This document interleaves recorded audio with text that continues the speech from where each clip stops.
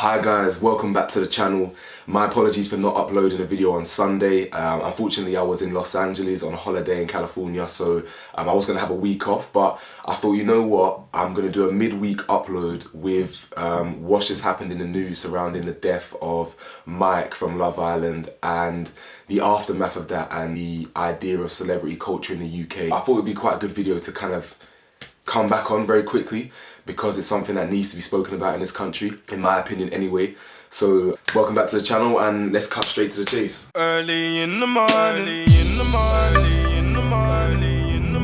First and foremost, I want to start the video by saying rest in peace to Mike Thalassitis. He made his name and he made his fame from Love Island. I think it was a couple of years ago. I'm not going to sit here and say that I know Mike. I'm not Mike's friend. I've met Mike before. We spent some time together when we were both on the same show. We were both on Celebs Go Dating, and we both got flown to Cape Verde together. So I had a chance to meet with him then very briefly. I was hanging around with other people. He was doing his thing. I saw him again actually in a local bar near where I live. So we had a little catch up then, but we weren't friends. I didn't know him like that, but I definitely want to extend my thoughts and feelings to the family because I did not expect anything like this to happen. If you've ever met Mike or if you've ever met someone of his personality, you would realize that that comes as a shock. You know, the guy's very confident. He comes across very sure of himself. They always called him Muggy Mike and things like that, and that was just a character. You know, I took it at face value. I didn't realize that someone like Mike, like millions of other people in this country, are suffering mentally with what's going on in the world, the pressures that they're under, whether it's financial, family, it could be anything. And people in that limelight, their mental health is neglected. It should be looked into a lot more, and there should be a lot more support for people in the upper kind of echelons of society. Now, I'm not saying celebrities are better than anyone else, of course not, they're still human beings at the end of the day. But with their occupation, being in the public eye, it is different from being someone normal like me and you, essentially. So in terms of the celebrity culture in the UK, there's been an evolution of celebrity culture in this country. Now, we don't know how to deal with that because there's a culture that's evolved in the UK where you don't know if you're going to be famous in a year or whether your career is going to span 30 years. We don't know. So as a society, this is brand new to us, let alone as individuals. We don't know how to handle this instant fame, this instant pressure, this instant hate that we get, but also instant love. We as humans we find that difficult to process. And that's what's happening in the UK. We've got shows like X on the Beach, Love Island, Big Brother, where they instantly propel these people into the limelight. Speaking to the older generation, like my mum and other people, they think that this kind of celebrity culture is getting out of hand. And to an extent, I agree. You know, in their opinion, it's a lot different from studying and then working, for example. There's options now for people to get instant fame and make money without really actually achieving anything. You can just go onto these shows and all of a sudden you're the hot thing right now until the next influx of those people come through. If you're in Love Island season 5, your fame or your relevancy will probably drop by the time season 6 comes because there's a new influx of people. And I don't think we're prepared for the mental strain that comes with the life that brings. The TV companies and media companies have to take responsibility for that because what they do is they push these people, they create these narratives, they create these personalities, and unfortunately what they do is they dump them for the next lot. I remember reading an article recently from Dom Lever. I think he might have been in the same season as Mike of Love Island, and he basically turned around and said you only get support from the TV, from the TV companies or Love Island themselves if you're number one. So if you're kind of hot and you're on a hot list of the Love Island staff and whatnot and things like that, you get the support. If you're kind of not, then you don't, you get neglected. And I think that would put a lot of mental pressure on a lot of people. So let's start by talking about some of the pressures that come with being a celebrity in the UK as part of this new age of celebrities. First of all, you get instant money. Now, instant money doesn't sound like a bad thing. However, the issue lies where you're not used to it. So reading the articles following Mike's death, they were saying that he was suffering from like crippling debt as a result of his party lifestyle. So if you just come out of the Love Island villa and you've been given all these endorsements, you've been given all this money thrown at you, you're not in the right position to kind of mentally manage it, or you're not surrounded by the right people who will be able to manage it for you, naturally you're going to find yourself in deep water. You know, you're going to be delirious with it. You know, you're going to be going out every weekend, blowing money fast, taking your boys and girls on holiday because we've just been chucked into this lifestyle. So instant money, we have to know how to manage it correctly. We have to know how to lay the right foundations for when the fame ends. You know, so a lot of these people, I remember reading Gaz from Geordie Shore years and years and years ago. He had a big part in opening up, I think it was Pure Beach Club in Zante. You know, he was putting different eggs in baskets. A lot of them were creating their own brands, and that's what you have to do. Reading that Mike was having debt issues and money issues before he died it's extremely sad. We're not all built to know what to do with that money when it comes in our possession, you feel me? So it's difficult. Secondly, you have instant pressure. So you come out of the Love Island villa, you come out of the Big Brother house, whatever it is, and you've got this instant pressure from society because you're now in the spotlight. So you've got to stay relevant. You know, why do you think that these people go on the Dancing on Ices after they finish, or they go on the Celebrity Big Brother house, or they go on Celebs Go Dating? Because you need to stay relevant, or you feel the pressure to stay relevant because you've just been given all this limelight, you've been given all this love or fake love and hate or whatever, and you're in the spotlight. It's difficult to go back to a normal life.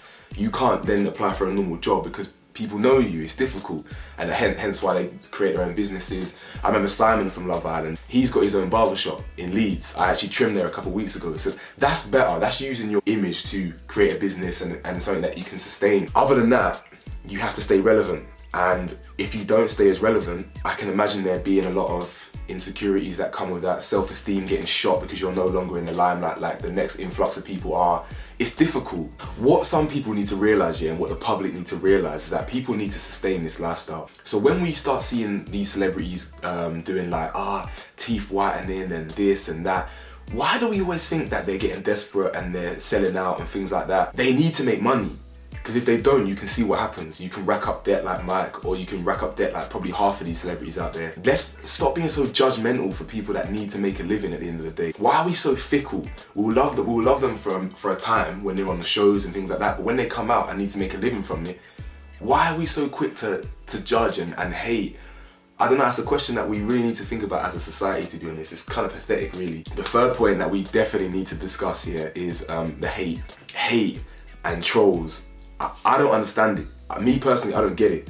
You know, if you can say something behind a screen, you have to have the balls to say it in real life. It's pathetic, honestly. And when you're in that celebrity lifestyle and you're getting judged and scrutinized and watched every 2 seconds, I can imagine that taking a toll on your mentality. You know, rest in peace to Sophie Graydon, who died. I think she died a year or two ago. I think it was last year actually. So she suffered from depression and she was a victim of online abuse. Now, she was actually like someone who represents bullying in school and things like that, so she was trying to do her part. We weren't to know that she was suffering again in silence, so much so from the abuse that she ended up taking her own life. And I even remember reading an article following the death of Sophie where she actually said that she sold her soul to reality TV. When someone says that, that must mean they're suffering from torment. They are literally overthinking their life, they're questioning decisions, probably regret. Ultimately, she took her own life. So, you know, it makes me sick and it makes me extremely sad that we can suffer like that, from being built up on a platform to the pinnacle of society in the UK to feeling worthless. There needs to be things in place for people to talk. We're now shining light on mental health. We all suffer from it. Even though as humans, we all deserve the right to have someone to talk to and organisations and things put in place for us to be open, we can't deny that people in the limelight definitely deserve it as well. Maybe not more, maybe not less. They deserve it probably more, in my opinion, because it's different. It's a different lifestyle. Yeah, we're all humans, but it's a different lifestyle. Our moves aren't getting scrutinised the way theirs are.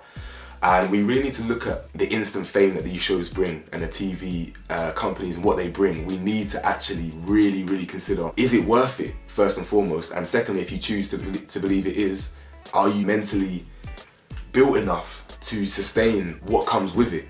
It's hard out there. When people come out of the Love Island villa, whatever it is, their schedules are already patterned. Their schedules are already made. Like it's 100% from the go, from the jump. Okay, they don't get to see their families. You know, they go on these public appearance tours, and yeah, it's all good lifestyle for a minute, but then what really matters is the close ones, the family and friends, and the realness. They don't get to experience it. You get chucked into something that's so big and so quick and so instant that it's difficult for us to fathom what's actually going on. And you really have to understand what you're getting yourself into when you go into these shows. I didn't know Mike as a friend.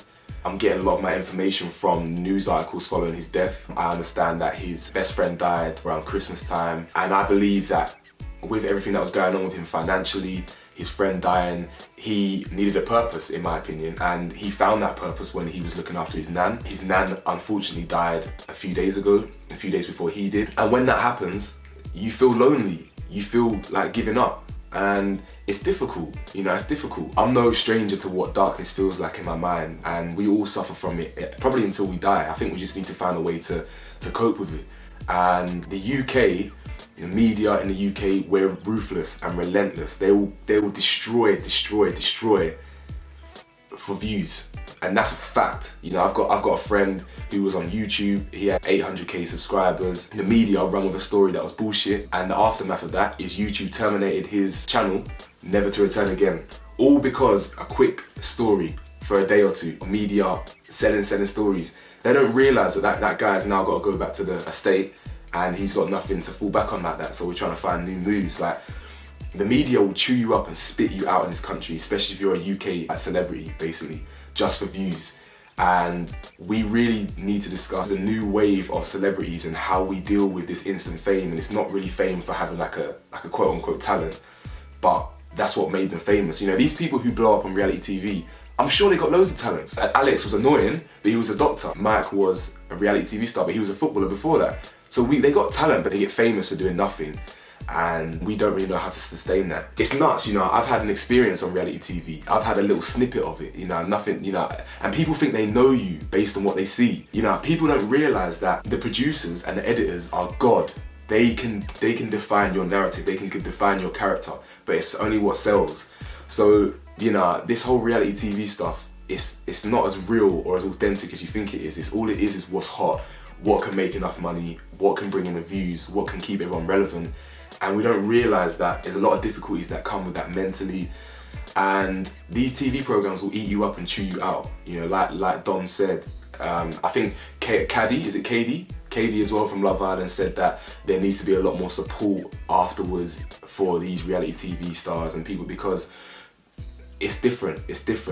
Yeah, so please like the video, subscribe to the channel, and let's get talking, okay? We need to get talking about these things. We need to get discussing as a generation, because we need to do better, and we need to make sure that we're getting better, because people who are in social media limelights and things like that, it's hard, man. It's hard out there for real, you know? So, bit of a serious topic today, but one that needed to be talked about. So yeah, please, again, engage with me and stay tuned for the next video.